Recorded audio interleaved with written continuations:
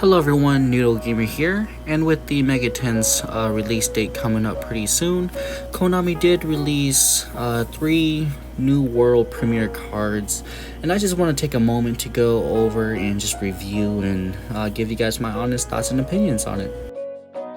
Alright, so the first card is Thea, the Primal Being, and it is a dark attribute, level 11, and typing is rock.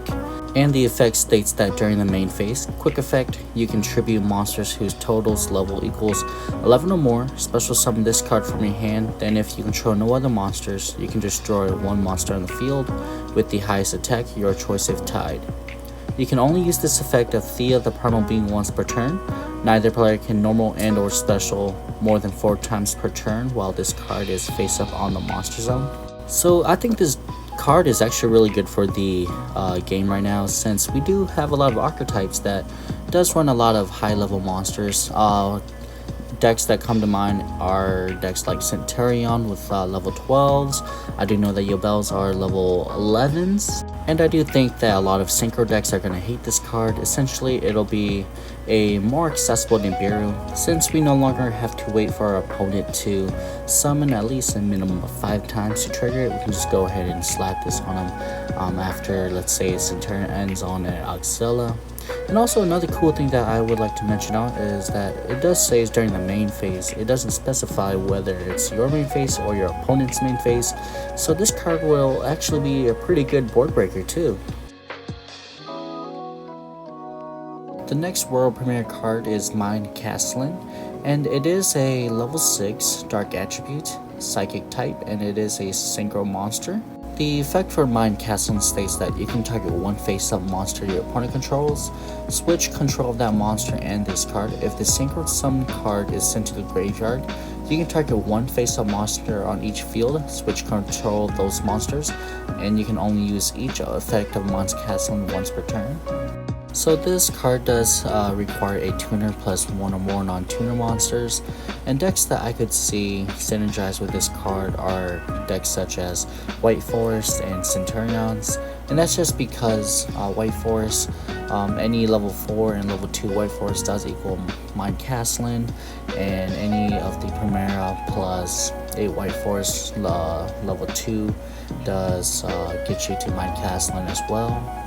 Another deck that I think will utilize Mind Castling pretty well would be the Punk Gold Pride deck, and that's just because with Punk and Gold Pride being level 3s, I think it would be quite easy for them to get into Mind Castling to set up for a change of heart play.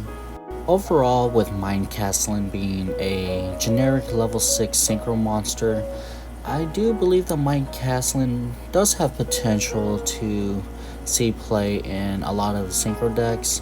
Now, whether if the card will be good, I think that will be more of a toss-up, and that's just because if you're playing Mind Castling, I would see it more as a going for the win play or OTK play, and simply because I just don't see it being on any board going first. Now, the third and final card that was released was Heavy Polymerization, and it is a normal spell card. With Heavy Polymerization, it states that fusion 1 fusion monster from your extra deck using 3 or more monsters from your hand or field as material.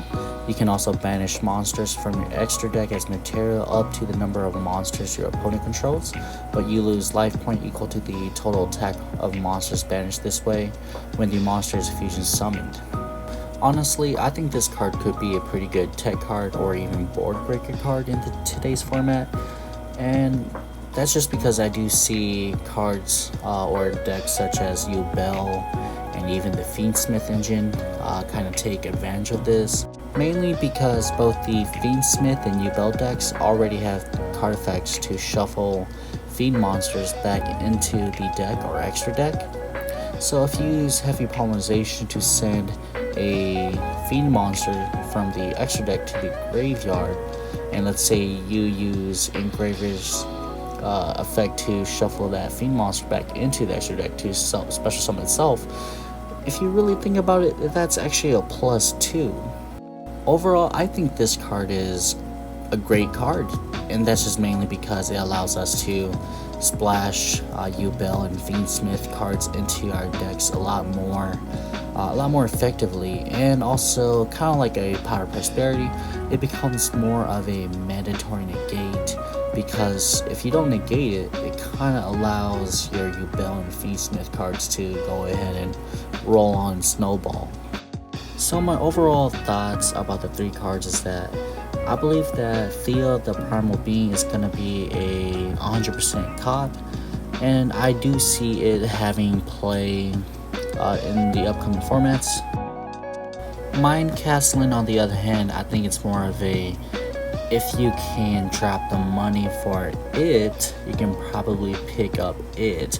And as I mentioned, I just don't see it being a card that's going to impact the upcoming formats heavily.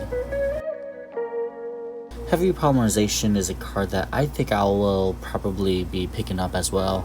As I mentioned, I think it's going to be a pretty good card that's going to affect the meta coming up. You can definitely splash in a lot of engines with it, so I'm definitely going to be picking up a Heavy Polymerization. So those are my thoughts for the upcoming World Premiere cards. If you guys like this video, please give me a subscribe and tune in for more Yu-Gi-Oh news.